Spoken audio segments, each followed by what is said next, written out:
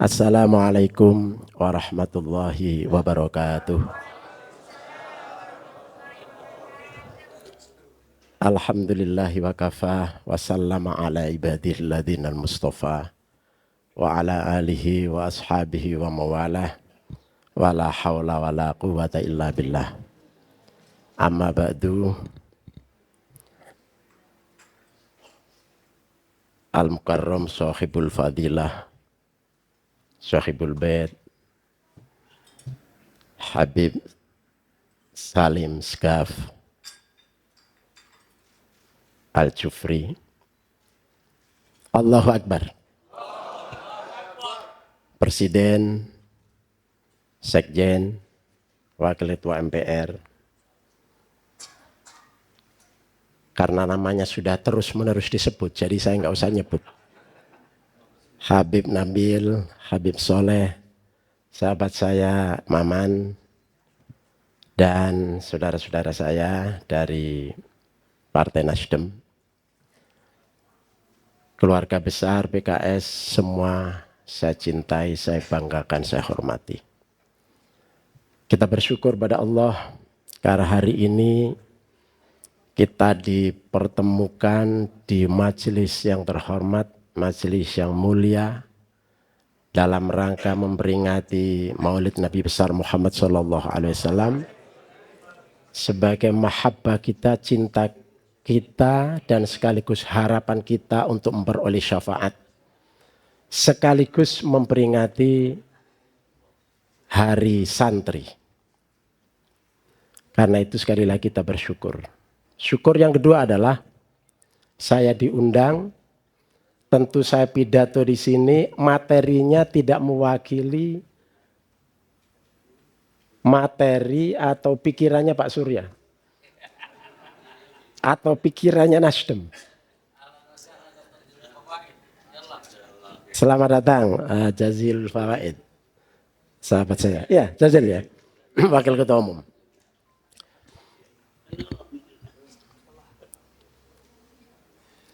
Dan saya juga tidak bermaksud untuk memberi ceramah atau mau'izatul hasanah atau tausiah, karena sama seperti menggarami laut.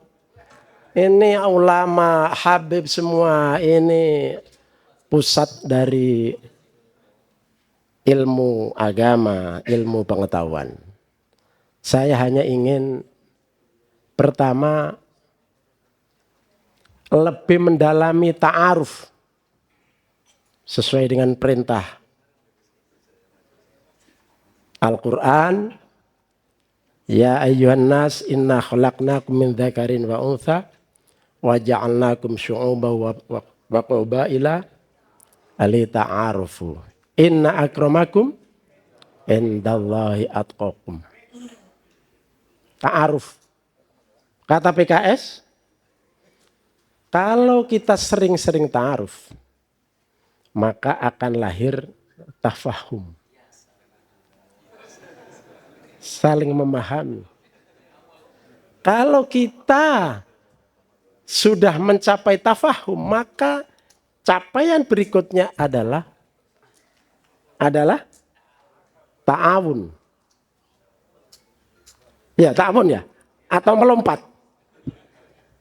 Saling menolong. Ta'awun untuk apa? Wa ta'awanu 'alal birri wat taqwa. Wa la ta'awanu. Lah udah, dalilnya udah hafal semua. Jadi di sini enggak perlu dalil. Dalam perspektif filsafat komunikasi, karena saya backgroundnya adalah santri yang wartawan, seseorang untuk mencapai satu prestasi, yang pertama harus terus-menerus melakukan komunikasi. Bahasa Islamnya ya ta'aruf, ya silaturahim. Dari komunikasi maka akan lahir interaksi. Dari interaksi akan lahir namanya sosialisasi. Pemasyarakatan diri, identitas, latar belakang, cara berpikir. peradaban yang dia miliki, masing-masing orang atau kelompok itu.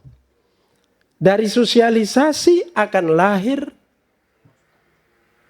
integrasi, satu kesatuan pandangan, satu kesatuan visi. Dari integrasi, satu pandangan visi, kesatuan pandangan visi dan yang lain-lain di situ, maka akan terjadi kolaborasi atau sinergi. Dari sinergi atau kolaborasi, maka akan lahir prestasi. Jadi koalisi perubahan setelah ta'aruf lama begitu kan? Lama coba kira-kira sudah terjadi tafahum. Nah, kemudian insya Allah sekarang sudah mencapai ta'awun untuk mencapai prestasi dalam rangka melakukan perubahan di negeri ini. Aminnya kok kurang keras. Enggak yakin ya dengan amin. Baik bapak-bapak, para habaib, tuan rumah Sohibul Bait, Partai Keadilan Sejahtera yang saya hormati, saya banggakan. Saya ingin melanjutkan tentang perubahan. Tadi disampaikan oleh Presiden PKS, Bapak Kiai Haji Ahmad Syaikhu. Jadi kalau disebut Ahmad Syaikhu, Kiai Haji Ahmad Syaikhu, otak saya ke belakang, lari ke belakang. Tahun berapa itu? Ada tokoh NU, ketua DPR GR namanya Kiai Haji Ahmad Syaikhu. Insya Allah bapaknya beliau ini pengagum Kiai Ahmad Syaikhu, tokoh NU. Dan hari ini saya kira juga luar biasa, mencerminkan NU semua karena banyak yang bersarung. Karena zaman dulu tahun-tahun 70-an, 60-an kan? Itu yang disebut kaum sarungan itu ya NU.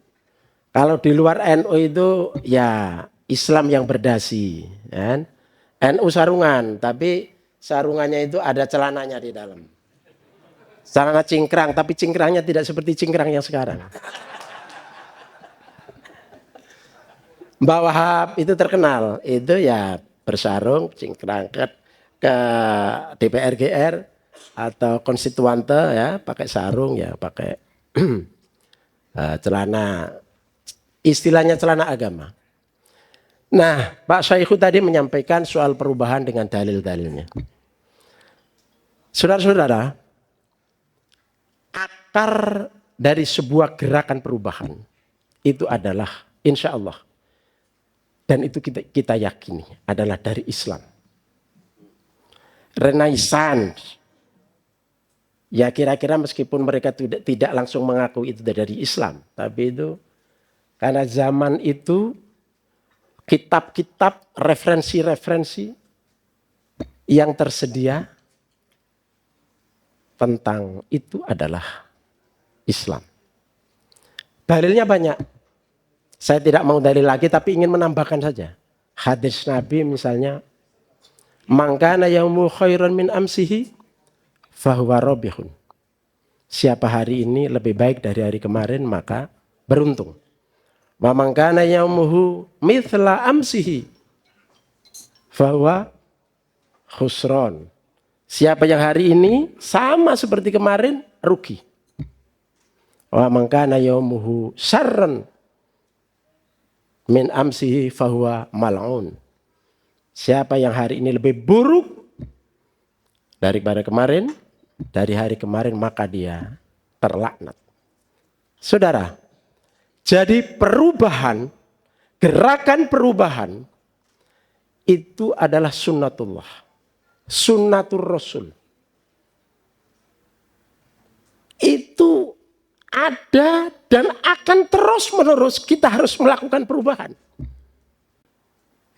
Bahasa lain hukum alam. Kalau nggak mau menyebut sunnatullah, sunnatur Rasul. Tolong para habaib kalau saya salah nanti ditegur. Jadi kalau ada orang Indonesia Muslim, lidahnya pelo, tahu pelo nggak? Nah, pilih. Nah.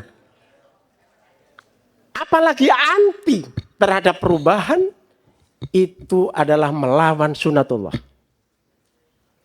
Soal dukung nggak dukung kepada gerak koalisi perubahan itu lain lagi ceritanya.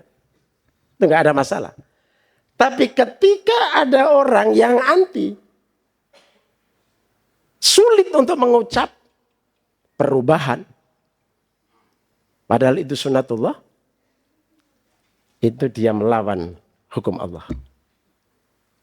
Pak Mahfud saja yang di koalisi keberlanjutan, koalisi apa namanya itu? Itu sudah menyebut perubahan. Saya lihat kemarin, ini aslinya itu sebetulnya dia itu. Jadi di sananya kurang aslinya kayak gitu. Mohon maaf Pak Mahfud. Kalau ada orang lain yang tidak muslim, kemudian dia mengatakan, sekarang lagi sakit orangnya, nggak perubahan. Nah, ada itu perubahan, kan begitu kan, kira-kira begitu. Dengan gaya sananya, gitu kan. Ya, kita doakan supaya segera sembuh. Nggak apa-apa, sesama manusia, wah, insaniah. Kan? Jadi perubahan itu tidak bisa tidak. Dan ketika kita menggunakan koalisi dengan nama perubahan, maka ini adalah bagian dari tanggung jawab kita sebagai hamba Allah. Tanggung jawab kita sebagai umat Muhammad. Tanggung jawab kita kepada negara Indonesia sebagai penduduk yang mayoritas warganya adalah menganut beragama Islam. Oleh karena itu, misi ini adalah misi suci. Misi ini adalah bagian dari perwujudan, pengimplementasian, pelaksanaan risalah dari Nabi besar Muhammad Shallallahu Alaihi Wasallam. Hanya perubahannya seperti apa dan apa yang harus kita rubah. Kalau Nasdem punya konsep, saya pakai baju biru karena diundang atas nama itu. Ada tulisannya Nasdem. Tapi tetap ada oranyenya. Jadi ini saya cari baju di mana di lemari yang belum pernah saya pakai. Jadi ini pakai yang pertama dan ini baju terbaik saya untuk menghormati undangan PKI.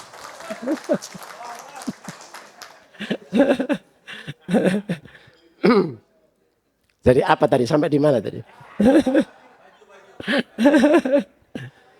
Jadi ini bagian dari pelaksanaan risalah. Nah, Nasdem punya konsep perubahan. Dalil yang disampaikan Kiai Syaikhu tadi itu memang itu dalilnya Nasdem.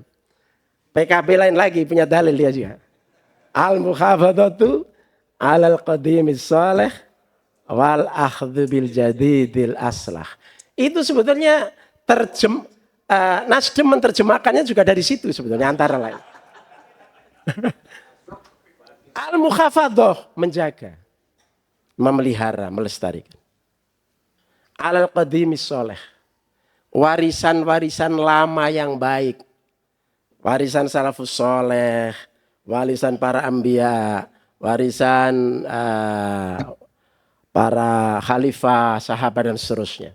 Para ulama-ulama yang baik. Dan para pendiri-pendiri bangsa. Wal akhdhu bil jadidil aslah. Dan kita mengadopsi, mengambil, mencari hal-hal yang baik, yang relevan, yang sesuai, yang dibutuhkan oleh perkembangan. Itu jadi dalilnya sebetulnya akar-akarnya di situ. Tapi Nasdem punya rumusan, gerakan perubahan itu ada 4 kaki. Memperbaiki, memulihkan, mengembalikan, dan mencerahkan. Memperbaiki, yang buruk menjadi baik. Memulihkan, hal-hal yang tidak stabil, dipulihkan. diadilkan, ya, dimuktadul khalqan. Yang melingsi, yang tidak normal harus proporsional, harus muktadul khalq, harus sesuai. Memulihkan, mengembalikan nilai-nilai yang hilang, yang diabaikan, yang dilupakan harus dikembalikan. Nilai yang baik tentu saja. Mencerahkan, mencerdaskan, membuat orang optimis, membuat orang gampang. Tidak dipersulit. Yassiru walatu assiru, wabashiru walatu nafiru. Permudah, jangan kau persulit. Jadi pemimpin jangan mempersulit, jangan bikin heboh, jangan bikin ruwet. Seperti hari ini bikin ruwet. Kasih kabar gembira kepada rakyat. Jangan kasih kabar duka, kabar pesimis. Nah, itu bagian-bagian dari gerakan perubahan. Nah, dalam konteks yang real untuk bangsa dan negara, ini yang terakhir. Konteks bangsa dan negara, ini sebelum saya diperingatkan,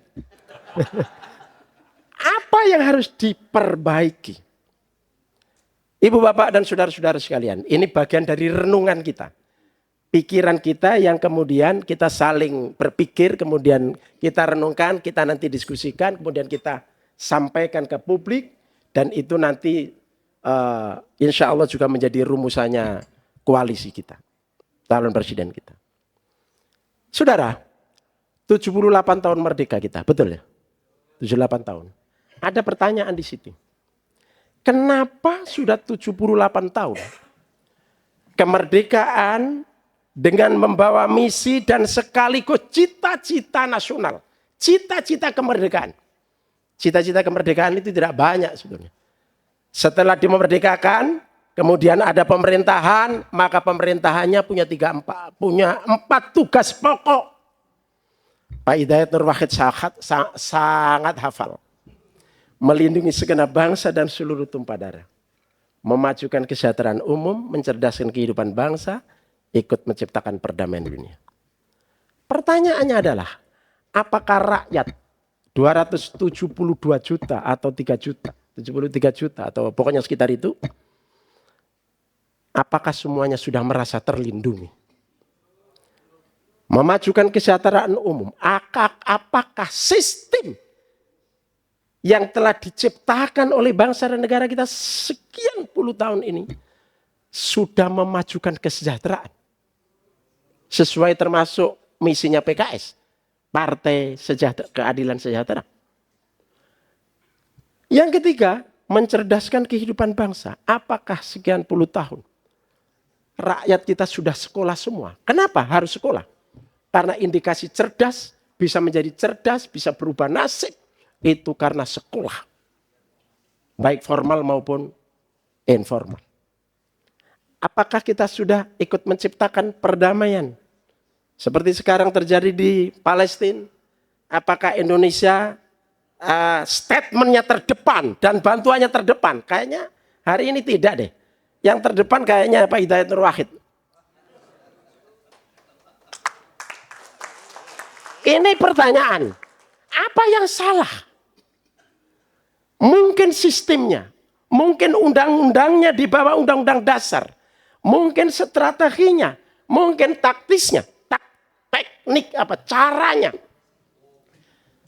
yang salah. Sehingga itu semua harus dievaluasi oleh koalisi perubahan ini dan semuanya harus dilakukan gerakan perubahan supaya cita-cita nasional itu segera bisa terwujud. Saya kira itu. Nah, yang paling akhir ada titipan. Koalisi perubahan terdiri, kalau Nasdem kita posisinya adalah menjembatani. Menjembatani antara PKB dan PKS.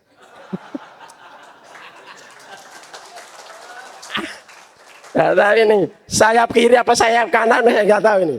Pokoknya kira-kira begitu. Dua kekuatan ini, supaya dua kekuatan ini menyatu, ini ketika kita ke masjid-masjid, orang itu bersyukur. Masya Allah, terima kasih PKB merepresentasikan NU meskipun tidak semua NU ke PKB. Termasuk saya ada di sini kan. PKS merepresentasikan Islam kota, Islam non NU lah kira-kira begitu. Ya. Ini bersatu. Ketika kita lihat sejarah, peran umat Islam luar biasa. Tapi dalam perjalanan sejarah, umat Islam ada di pinggiran, banyak menjadi penonton, banyak tergelepar di pinggiran, bukan sekedar penonton. Kalau nonton kan kita gembira, ya sedih. Tapi itu betul-betul dipinggirkan. Ketika dua kekuatan Islam ini berkoalisi, berkolaborasi, maka ini menjadi harapan. Islam masa depan Indonesia seperti apa? Ini tugas berdua ini. Ukhuwah Islamiyah harus lebih dahsyat di masa yang akan datang. Tidak ada lagi Islam karena dianggap beda faham, beda cara berdakwah, kemudian dipinggirkan jauh-jauh, dibuat mereka betul-betul tersungkur. Tidak adil sama sekali. Salah satu motivasi Pak Surya Paloh adalah ketika kita tanya, Pak, kenapa dukung Anies? Pak Surya menjawab, kita ini meskipun nama partainya Partai Nasdem, bukan Partai Keadilan Sejahtera. Kita harus berbuat adil kepada seluruh rakyat Indonesia. Apakah latar belakang ininya termasuk kalau dalam Islam madhabnya, alirannya, cingkrang atau jenggot gitu kan. Nah itu semua warga negara. Selama mereka warga negara Indonesia, mereka harus memperoleh keadilannya. Kalau ada di antara mereka, ada yang berwacana khilafah, ada wacana syariah, itu wacana. Itu ada dalam khazanah ilmu pengetahuan Islam. Itu ada obsesi-obsesi sebagian kelompok, itu wajar. Selama mereka tidak melanggar hukum. Ketika melanggar hukum, ya sudah. Selesai. Karena kita sudah berjanji Indonesia adalah Pancasila, Undang-Undang Dasar 45, Bhinneka Tunggal Ika, NKRI. Itu final. Saya tidak tahu finalnya ini majazi atau hakiki. Itu Pak Hidayat Nurwahid sama Habib Salim Segaf yang tahu. Tapi intinya adalah ini sudah muahadah watoniyah. Kalau menurut Muhammadiyah apa namanya? Darul Ahdi Wasyahada. Kalau NU muahadah watoniyah. Meniru Mitsaqul Madinah. Kira-kira begitu. Saya kira demikian yang saya sampaikan. Kurang dan lebihnya mohon maaf. Wallahul muwaffiq ila aqwamit thoriq. Nasrun minallah wa fathun qarib. Wassalamualaikum warahmatullahi wabarakatuh. PKS, pembela rakyat.